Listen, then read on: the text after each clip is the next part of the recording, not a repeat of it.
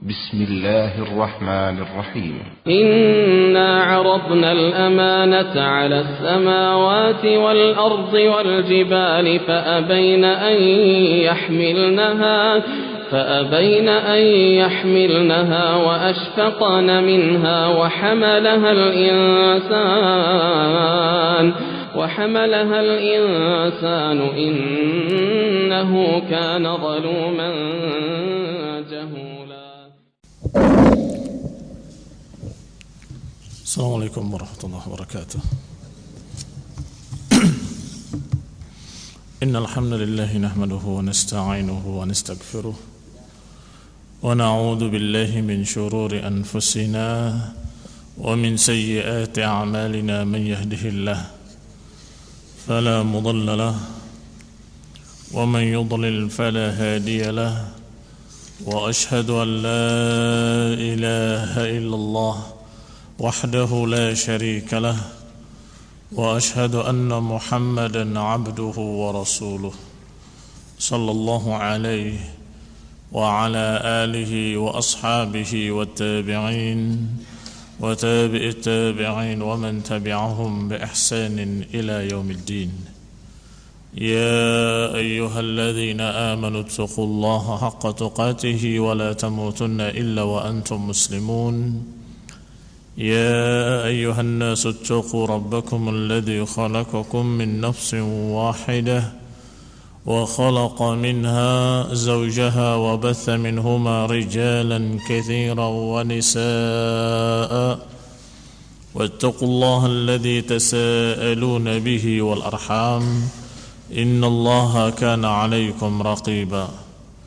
يا أيها الذين آمنوا اتقوا الله وقولوا قولا سديدا يصلح لكم أعمالكم ويغفر لكم ذنوبكم، ومن يطع الله ورسوله فقد فاز فوزا عظيما. أما بعد، فإن خير الحديث كتاب الله، وخير الهدي هدي محمد صلى الله عليه وعلى آله وسلم، وشر الأمور محدثاتها، فإن كل محدثة بدعة وكل بدعة ضلالة وكل ضلالة في النار. Ikhwani fid din, a'azakumullah, kaum muslimin yang saya hormati. Masih kita membahas surat Al-Baqarah dari ayat pertama sampai hampir ayat ke-100, bahwasanya turunnya ayat-ayat tersebut mengenai kaum Yahudi dan juga kaum munafikin yang bersama mereka, apakah munafikin Arab ataupun munafikin dari kalangan Yahudi. Kemarin sudah dibaca ayat-ayat Allah Subhanahu wa taala dalam surat Al-Baqarah sampai pada kalimat ulaikal ladzina ishtaraw ad-dhalalata bil huda, bahwa mereka membeli kesesatan dengan hidayah, yakni lebih memilih kesesatan dan mereka mengorbankan hidayah bimbingan Rasulullah SAW dari Allah Subhanahu wa taala. Berkata Ibnu Ishaq rahimahullah bahwa mereka juga dipermisalkan oleh Allah Subhanahu wa taala dalam ayat-ayat berikutnya. Mathaluhum kamathalil ladzi istawqada nara, bahwa permisalan mereka seperti permisalan orang yang menyalakan api dan kemudian ketika sudah mulai menyala Allah cabut cahayanya dan Allah jadikan mereka di dalam kegelapan.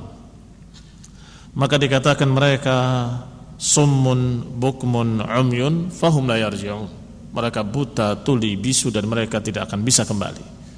Buta dari kebenaran, bisu tidak bisa menyatakan kebenaran, tuli tidak bisa mendengarkan kebenaran, dan la yarji'un tidak akan bisa kembali kepada kebenaran. Atau dipermisalkan pula oleh Allah kasayyibin, atau seperti sayyibin minas sama, seperti tuangan air dari langit, hujan yang fihi dhulumatun wa ra'dun wa barq, yang biasanya mengiringi hujan itu ada gelap, ada petir, ada kilat. Kata Allah, mereka yaj'aluna asabi'ahum fi adhanihim, mereka jadikan jari-jari mereka di telinga-telinga mereka, yakni karena takut mati, hadaral maut. Demikian pula mereka ketika disampaikan hidayah, disampaikan petunjuk, tentunya yang namanya bimbingan hidayah atau jalan hidayah memiliki konsekuensi-konsekuensi yang berat. Karena mereka khawatir kalau mereka mengikuti dakwah Rasulullah SAW, mereka tidak akan dihormati lagi, mereka tidak akan dijadikan tokoh lagi, atau kekhawatiran mereka dengan sekian macam kekhawatiran, akhirnya mereka justru takut dengan keislaman, bukan justru senang mendapatkan bimbingan hidayah, tapi mereka justru ketakutan. Ini keadaan mereka, orang-orang Yahudi dan juga orang-orang yang munafikin bersama mereka. Dikatakan yakadul barqu yakhtafu absarahum, hampir-hampir cahaya kilat tadi menghilangkan pandangan mereka karena dahsyatnya. Kullama adha'a lahum masyaw fihi, dan mereka itu seakan-akan orang yang berjalan menunggu cahaya kilat.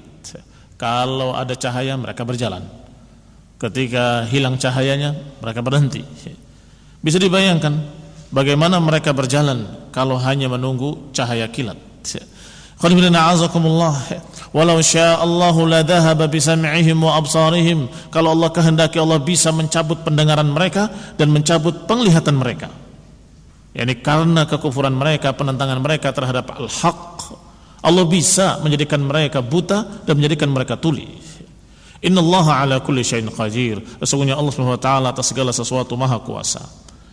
Kemudian dibacakan pula oleh Allah SWT perintahnya kepada seluruh manusia, dari kalangan munafikin maupun dari kalangan kufar Yahudi. Ya ayuhan nas, wahai manusia, u'budu rabbakum, beribadalah kepada Rabb kalian yang telah menciptakan kalian dan menciptakan orang-orang sebelum kalian, agar kalian bertakwa, yang menjadikan bagi kalian bumi sebagai hamparan, yang menjadikan langit sebagai bangunan, yang menurunkan dari langit air, yang dengan air itu Allah tumbuhkan tumbuh-tumbuhan dan Allah keluarkan buah-buahan sebagai rezeki bagi kalian.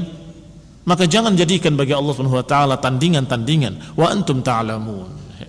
Dan sudah dibahas kemarin bahwa dikatakan oleh Allah kepada mereka kaum Yahudi dan munafikin, jangan menjadikan bagi Allah tandingan-tandingan, karena mereka menjadikan pendeta-pendeta mereka, ahbarahum wa ruhbanahum, sebagai arbaban min dunillah, sebagai Rabb selain Allah.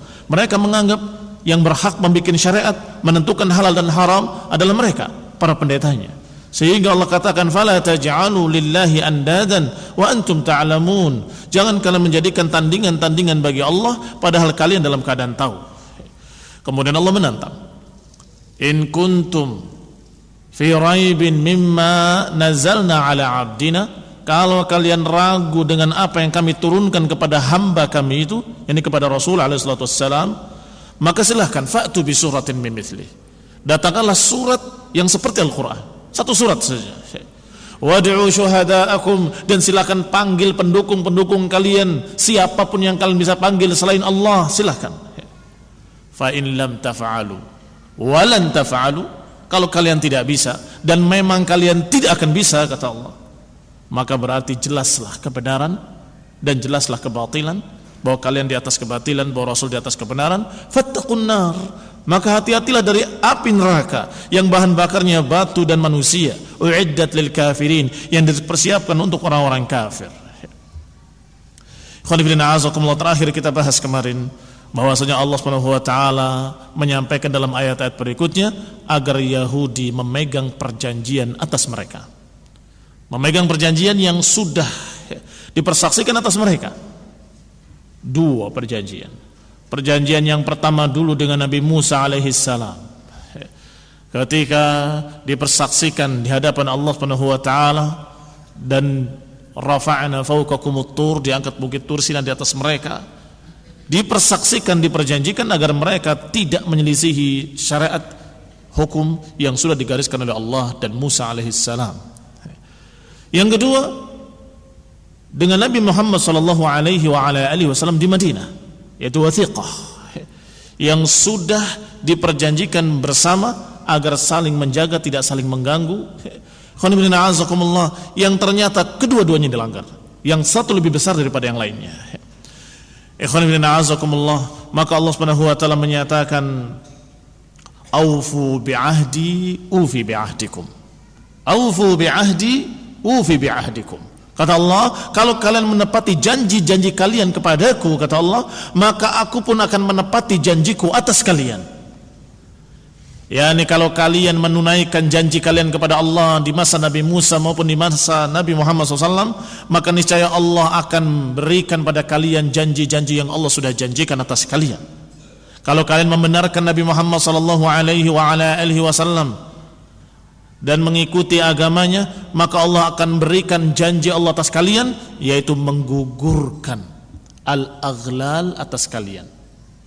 Allah Subhanahu wa taala menjanjikan atas mereka bahwa Allah akan menggugurkan apa-apa yang berat bagi kalian, hukum-hukum yang berat bagi kalian. Beberapa hukum-hukum atas Bani Israel, atas Yahudi, itu Allah tentukan karena mereka sendiri.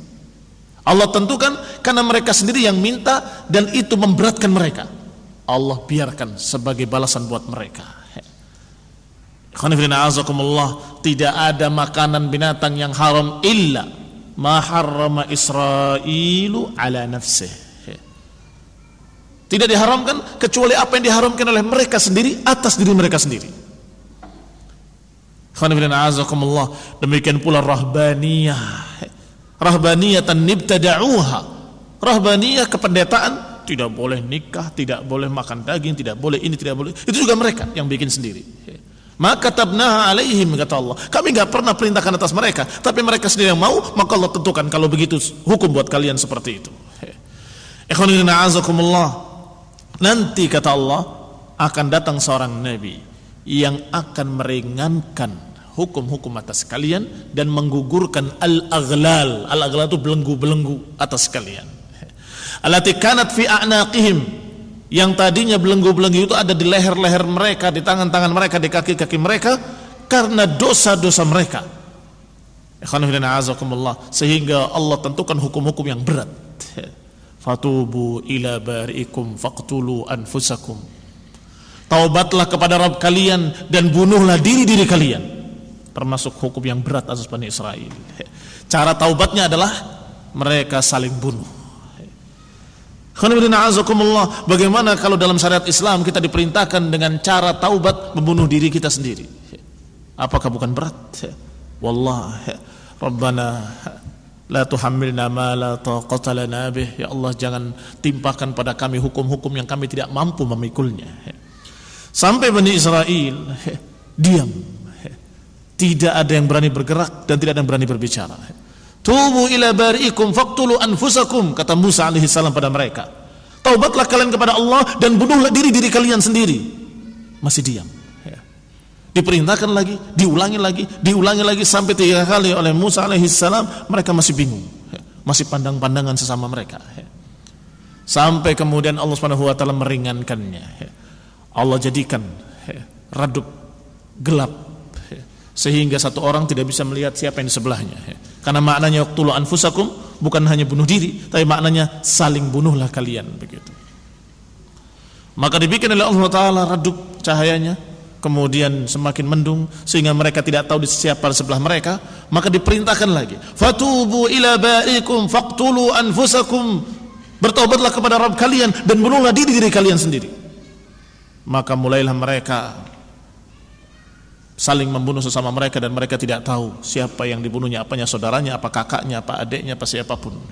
Sampai kemudian Allah Subhanahu wa taala menyatakan cukup, sudah diterima taubat kalian, kemudian terang kembali.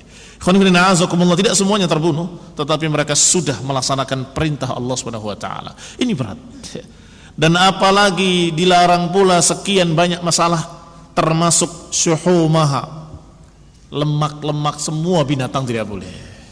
Nggak boleh dimakan. Sekian banyak belenggu-belenggu atas mereka karena perbuatan mereka sendiri. Dan Allah menjanjikan akan Allah gugurkan nanti dengan datangnya seorang Rasul yang terakhir. Wa iyaya farhabun, maka kepada akulah hendaklah kalian takut, kata Allah. An unzila bikum ma anzaltu biman kana qablakum, yakni takutlah kepadaku, jangan sampai aku menimpakan atas kalian apa-apa yang pernah aku timpakan kepada orang-orang sebelum kalian, atau seperti nenek moyang kalian, atau seperti mereka-mereka dari bapak-bapak kalian dulu. Takutlah. bencana apa yang pernah Allah timpakan kepada orang-orang sebelum mereka, kepada kaum Ad, kaum Thamud, kepada kaumnya Nabi Nuh, kepada kaum Madian. Allah sudah mencontohkan azab, berbagai macam bentuk azab kepada mereka. Dan termasuk Allah pernah menimpakan azab kepada nenek moyang mereka sendiri, nenek moyang Yahudi. Allah timpakan pada mereka dengan musikha, dikutuk menjadi kera dan babi. Kunu qiradatan khasiin, jadilah kalian kera-kera yang hina. Tidak ada satu bangsa, satu kaum yang dikutuk menjadi kera-kera dan babi-babi kecuali Bani Israel, kecuali Yahud. Maka fa iyaya farhabun, kata Allah, kepadakulah hendaklah kalian takut jangan sampai kalian ditimpa azab dengan azab yang pernah ditimpakan kepada orang-orang sebelum kalian. Minan niqmat, dari azab-azab allati qad araftum minal masakh, yang kalian sudah ketahui, diantaranya al-masakh wa ghairahu, dan lain-lainnya. Al-masakh dirubah bentuknya menjadi monyet dan babi. Allah katakan selanjutnya, masih dalam surat Al-Baqarah, wa aminu bima anzaltu musaddiqan lima ma'akum wa la takunu awwala kafirin bih. Berimanlah kalian kepada apa yang aku turunkan, yang membenarkan apa yang ada pada kalian, yang membenarkan apa yang ada pada Yahudi dari kitab Taurat. Wala takunu awwala kafirin bih, dan jangan kalian menjadi orang yang pertama kafir kepadanya. Wa indakum minal ilmi fihi ma laysa 'inda ghairikum. Maknanya bahwa kalian wahai Yahudi memiliki ilmu sesuatu yang orang lain tidak mengetahui. Kalian bangsa yang mengetahui sesuatu yang orang-orang lain tidak mengetahui. Maka semestinya kalian yang lebih dulu masuk Islam, karena kalian sudah mendengar tentang Nabi, sudah mendengar tentang sifat-sifatnya, nama-namanya, sudah mendengar semuanya. Maka hendaklah kalian lebih dulu beriman. Jangan justru kalian yang menjadi orang yang pertama kafir, pertama menentang. Wa iyaya fattaqun, maka kepadakulah hendaklah kalian bertakwa. Wala talbisul haqqa bil batil wa taktumul haqqa wa antum ta'lamun. Ayat selanjutnya yang masih Allah katakan kepada mereka, wala talbisul haqqa bil batil, jangan kalian campurkan kebenaran dengan kebatilan. Ini kerjaannya Yahudi, mencampur kebaikan dengan kejelekan, mencampur hak dengan kebatilan. Wala talbisul haqqa bil batil wa taktumul haqqa wa antum ta'lamun. Jangan kalian mencampurkan kebenaran dengan kebatilan, dan jangan kalian tutupi kebenaran padahal kalian tahu. Dua-duanya adalah kebiasaan Yahudi. Maka Allah larang orang-orang Yahudi tadi, jangan kalian melakukan kebiasaan itu. Satu, mencampur adukan antara hak dengan batil. Yang kedua, menutup kebenaran padahal mereka tahu. Aila taktumu ma indakum minal ma'rifati bi rasuli, kata Ibnu Ishaq rahimahullah, makna ayat ini adalah jangan kalian tutup-tutupi apa yang ada pada kalian dari ilmu tentang Rasul yang aku utus ini. Jangan kalian tutup-tutupi berita tentang Rasulullah SAW yang diutus di akhir zaman, atau khataman nabiyyin, penutup para nabi. Jangan kalian tutup-tutupi. Kalian sudah tahu dan kalian sudah mengerti, tetapi kalian menutupi ilmu tersebut dan menyembunyikannya. Kata Allah, wala taktumul haqqa wa antum ta'lamun. Jangan tutupi kebenaran dalam keadaan kalian tahu. Wa bima jaa bihi, dan kalian juga sudah tahu tentang apa yang dibawa oleh Rasulullah sallallahu alaihi wa ala alihi wasallam mengenai tauhid, tetapi mereka menyembunyikannya dan mereka mencampur adukannya dengan kebatilan. Wa antum tajiduna indakum fima ta'lamuna minal kitab, dan kalian dapati pada diri kalian ilmunya. Kalian sudah dapati, sudah pelajari dari kitab-kitab kalian yang ada di tangan-tangan kalian. Atamuruna an-nasa bil birri wa tansawna anfusakum wa antum tatluna al-kitaba afala taqilun. Kata Allah selanjutnya, apakah kalian menyuruh manusia untuk berbuat baik, wa tansawna anfusakum, dan kalian melupakan diri kalian sendiri. Gambaran orang-orang Yahudi, tokoh-tokohnya khususnya ahbarahum wa ruhbanahum, adalah tokoh-tokoh pembimbing masyarakat. Yani mereka itu dai-dai, ustadz-ustadz. Yani mereka-mereka yang biasa ceramah, menasehati, yang biasa memimpin manusia agar mengikuti kebenaran. Itu keadaan orang Yahudi. Tetapi ketika datang kebenaran yang mereka sudah ketahui, mereka nggak mau ikut. Maka semestinya mereka menasehati diri mereka sendiri. Kenapa kalian menasehati orang lain, tetapi kalian melupakan diri kalian sendiri? Atamuruna an-nasa bil birri, apakah kalian memerintahkan manusia untuk berbuat baik? Wa antum, dalam keadaan kalian tansawna anfusakum, kalian melupakan diri kalian sendiri. Wa antum tatluna al-kitab, padahal kalian membaca Alkitab. Afala ta'qilun? Apakah kalian tidak berakal? Apakah kalian itu tidak mikir? Harusnya kalau dia membimbing manusia dengan kebaikan, menyuruh orang berbuat baik, menyuruh orang untuk beribadah, menyuruh orang untuk beriman kepada Allah dan kepada Nabi Musa, semestinya mereka juga berpikir. Harusnya mereka menyuruh diri mereka beriman kepada Allah dan Rasulnya yang terakhir, yang diutus oleh Allah Subhanahu wa taala, yang beritanya sudah ada dalam kitab-kitab mereka, yang beritanya sudah ada dalam Taurat mereka yang mereka pegang. Kenapa mereka tidak memerintahkan diri mereka sendiri untuk berbuat baik? Mereka memerintahkan orang lain untuk berbuat baik, tapi mereka melupakan diri mereka sendiri. Ayatan haunan nas anil kufri, yakni apakah kalian melarang manusia untuk berbuat kekafiran, mengingkari kenabian, yakni terhadap Nabi Musa. Wal ahdi minat Taurat, kalian melarang orang untuk jangan mengingkari Taurat, jangan menentang Taurat dan Injil. Wa tatrukuna anfusakum, tetapi kalian tidak menasehati diri kalian sendiri. Kenapa kalian menentang Taurat kalian sendiri? Kenapa kalian menentang Injil kalian sendiri? Kenapa kalian menentang kitab-kitab kalian sendiri? Melarang orang lain untuk menentang kitab Taurat, tetapi kalian sendiri menentang kitab Taurat kalian. Yaitu ayat yang memberitakan tentang Nabi yang akan datang.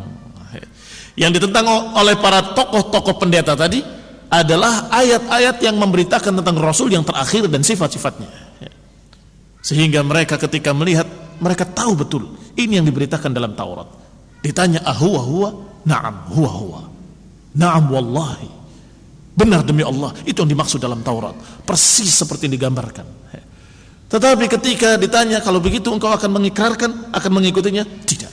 Aku akan memusuhinya selama aku hidup.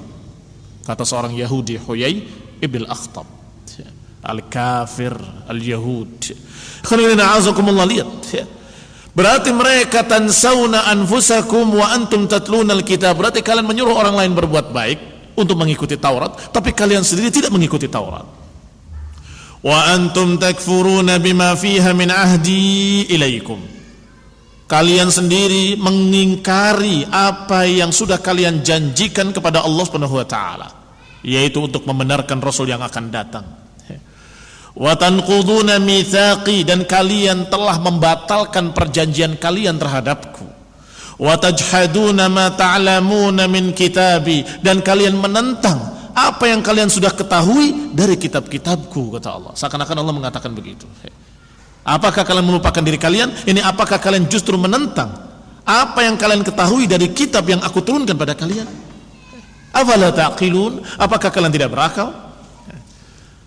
Ayat-ayat selanjutnya dalam surat Al-Baqarah memberitakan tentang apa yang pernah Allah berikan pada Yahudi dan apa yang Allah pernah timpakan pada Yahudi. Dikatakan di sini wa'addada 'alaihim ahdatsahum, maka Allah pun menyebutkan satu persatu, addada 'alaihim ahdatsahum, menceritakan apa yang terjadi pada Yahudi satu persatu. Dan ini khonifina azakumullah, sesungguhnya sudah bukti nyata kerasulan Nabi Muhammad SAW di hadapan mereka. Kenapa bukti nyata? Kenapa dikatakan tanda kenabian dan bukti kenabian? Karena Rasulullah SAW ummi, tidak membaca, tidak menulis, alaihi salatu wassalam. Tetapi beliau bisa menceritakan tentang apa yang terjadi pada Yahudi dengan detail satu persatu, kejadian demi kejadian. Di dalam Al-Quran yang dibacakan oleh beliau alaihi salatu wassalam, di dalam ayat-ayat yang turun dalam surat Al-Baqarah yang dibacakan kepada Yahudi, maka pasti orang-orang Yahudi pasti akan berpikir dalam hati mereka, tahu dari mana orang ini? Pasti dia akan bertanya begitu, tahu dari mana orang ini? Padahal sejak lahir sampai dia berumur 40 tahun nggak pernah belajar sama satu pendeta pun. Kalau pernah belajar dengan mereka akan tahu, oh itu karena ngaji sama si fulan sehingga tahu cerita-cerita itu. Nabi Muhammad SAW tidak membaca kitab-kitab dan tidak pernah belajar dari pendeta manapun, tidak pernah berguru kepada yang mereka kenal dari pendeta-pendeta, tidak. Tetapi tiba-tiba membacakan wahyu dalam surat Al-Baqarah yang menceritakan satu persatu tentang kisah Yahudi. Ya, ini nenek moyang kalian tuh begini, satu persatu. Addada, disebutkan satu persatu apa yang terjadi pada Yahudi. Fadzakara lahumal ijl, diceritakan tentang kisah ijl, kisah sapi. Wa ma sana'u fihi wa taubatuhu alaihi wa iqalatihi iyahum thumma qauluhum arinallah jahratan. Dikisahkan tentang masalah sapi yang ketika Musa pergi menemui panggilan Allah Subhanahu wa taala di Bukit Tursina dan dibiarkan mereka bersama Harun, tiba-tiba mereka membuat seekor sapi dan kemudian mereka menganggap hadza ilahu Musa fanasi. Dikatakan oleh Samiri bahwa ini Tuhannya Musa. Tahu kamu Tuhannya Musa? Ini Tuhannya Musa. Sapi ijl lahu khuwar, yang memiliki suara-suara aneh. Maka mereka heran-heran. Dikatakan hadza ilahu Musa, percaya. Itu Yahudi. Imannya itu dangkal, mudah terfitnah. Sampai ketika Musa kembali, Musa marah dan kemudian dibakar sapinya. Lihat apa yang kalian sembah, yang kalian anggap sebagai Tuhan. Sungguh lanuharriqannahu, aku akan bakar dia dan kami akan masukkan ke dalam lautan. Setelah dibakar masukkan ke dalam air, dalam lautan. Itu kejadian diceritakan dalam surat Al-Baqarah. Orang Yahudi dalam keadaan berpikir, dari mana dia tahu kisah itu? Sampai Musa mengatakan kepada Bani Israel, innakum qaumun tajhalun, sesungguhnya kalian memang orang-orang bodoh yang menampar muka mereka sendiri, menampar muka-muka orang Yahudi. Orang Yahudinya gak akan memberitakan berita-berita begitu, disembunyikan. Mereka tahu, tapi mereka sembunyikan. Ini kalau saya sampaikan, mereka akan mencerca nenek moyang kami. Sampai mereka Yahudi menyatakan kepada Musa, ij'al lana ilahan kama lahum alihah, jadikanlah untuk kami berhala sebagaimana mereka punya berhala, wahai Musa. Kata Musa, innakum qaumun tajhalun, memang kalian orang yang bodoh. Dikisahkan pula setelah itu ucapan Yahudi lagi, ucapan Bani Israel kepada Musa alaihissalam, arinallaha jahratan, wahai Musa, coba perlihatkan kepada kami Tuhanmu dengan nyata di depan kami, biar kami bisa lihat Tuhan kami kayak apa. Lihat, sudah mengatakan sapi sebagai Tuhannya Musa, habis itu minta Tuhan, minta berhala, habis itu minta diperlihatkan Tuhan, coba perlihatkan kepada kami Allah seperti apa, biar kami jelas, biar kami lihat. Fa akhadathum as-sa'iqah, maka diadab oleh Allah dengan petir yang menyambar, dengan sa'iqah atas mereka, sehingga mereka tersungkur, mati mereka. Tetapi kemudian fa ahyahum, Allah hidupkan lagi mereka. Masih dimaafkan oleh Allah, masih dihidupkan lagi, diberi kesempatan oleh Allah SWT agar mereka mau taubat. Dasar Yahudi, mereka justru tidak bertaubat, membuat perkara baru lagi. Setelah akhadha as-sa'iqah iyahum 'inda dzalika ligharratihim, setelah mereka disambar oleh petir, thumma ihya'ahum iyahum, kemudian Allah bangkitkan lagi mereka ba'da mautihim, setelah mati mereka. Umat mana yang pernah diadab sampai mati kemudian dihidupkan lagi selain Bani Israel? Ada. Ini khonibina azakumullah, subhanallah, mereka Allah berikan keistimewaan dan Allah berikan kesempatan. Wa tadlilihi alaihimul ghamam wa dhallalna alaihimul ghamam, kata Allah, dan kami beri naungan di atas mereka awan supaya mereka enggak kepanasan. Masya Allah, ini umat yang dimanja oleh Allah Ta'ala. Wa inzalahu alaihimul manna wassalwa, di samping awan yang menaungi mereka supaya enggak kepanasan, Allah berikan manna wassalwa. Khonifina azakumullah, manna wassalwa disebutkan di sini oleh Ibnu Hisham rahimahullah. Al-man itu syai'un kana yasqut fis sahar. Manna adalah sesuatu yang biasa turun waktu itu, Allah takdirkan di waktu sahar. Waktu sahar itu sepertiga malam terakhir. Dan kemudian dia seperti embun, ada di daun-daun pepohonan atau di batu-batu, ada di bukit-bukit dan semuanya. Mithlal asali, seperti madu, rasanya manis. Fayashrabunahu wa ya'kulunahu, maka mereka meminumnya dan memakannya. Itu man. Sedangkan salwa disebutkan oleh Ibnu Hisham adalah tayr, daging burung. Wahidatuha sulwah. Yuqal innaha as-summana wa yuqalu lil asali aidan as-sulwa. Berarti mereka diberi oleh Allah SWT makanan istimewa, yaitu yang seperti madu tadi dan daging burung. Apakah mereka bersyukur?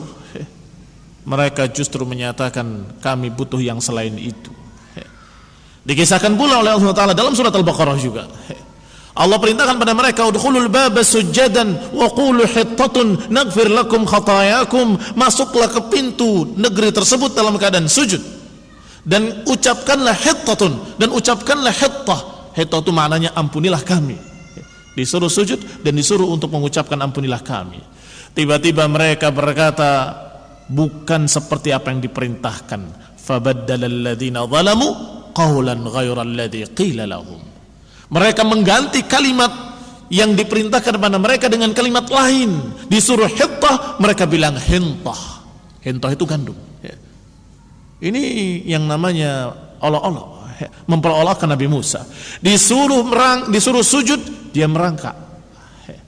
Ini masuk dalam keadaan tunduk pada Allah Ta'ala, tetapi mereka justru merangkak. Katanya ini saja yang kami lakukan. Perbuatan-perbuatan Yahudi yang dikisahkan oleh Allah dalam surat Al-Baqarah dan dibacakan oleh Rasulullah SAW kepada kaum Yahudi, dan kaum Yahudi dalam keadaan tidak bisa mengingkari bahwa ini pasti wahyu dari Allah. Mereka tidak bisa mengingkari kalau ini benar-benar wahyu dari Allah, karena tidak mungkin Rasulullah SAW menceritakan sesuatu persis seperti apa yang mereka ketahui dalam keadaan Rasulullah SAW tidak pernah membaca kitab mereka, tidak pernah belajar dari mereka, tidak pernah berguru kepada pendeta-pendeta mereka. Muslimin yang saya hormati, harusnya mereka segera masuk Islam karena hati mereka yakin. Tetapi sebagaimana yang sering kita baca, wajahadu biha wastaiqanatha anfusuhum dhulman wa 'uluwa. Mereka menentangnya dalam keadaan hati mereka yakin ini benar. Mereka menentangnya dalam keadaan hati mereka yakin ini pasti dari Allah. Astaghfirullahaladzim. Ini sungguh aneh. Ta'muruna an-nasa bil birri wa tansawna anfusakum wa antum tatluna al-kitab afala ta'qilun. Berkata lagi Ibnu Ishaq rahimahullah, wa kana min tabdilihim, dan di antara tabdilnya mereka merubah-rubah kalimat, sebagaimana dikisahkan oleh Salih ibn Kaisan dari Salih maula At-Taw'amah binti Umayyah ibn Khalaf dari Abu Hurairah radhiyallahu taala anhu, dan juga dari orang-orang yang kami tidak tuduh mereka, dari Ibnu Abbas menceritakan dari Rasulullah SAW bahwasanya dakhalul babal ladzi umiru an yadkhulu minhu sujjada. Orang-orang Yahudi tadi masuk dari pintu yang diperintahkan oleh Nabi Musa untuk masuk dalam keadaan sujud. Maka tiba-tiba mereka masuk yazhafun, merangkak. Wa huwa yaqulun, kemudian mereka mengucapkan, bukan mengucapkan hittah, tapi mengucapkan hintah, yakni syair, gandum.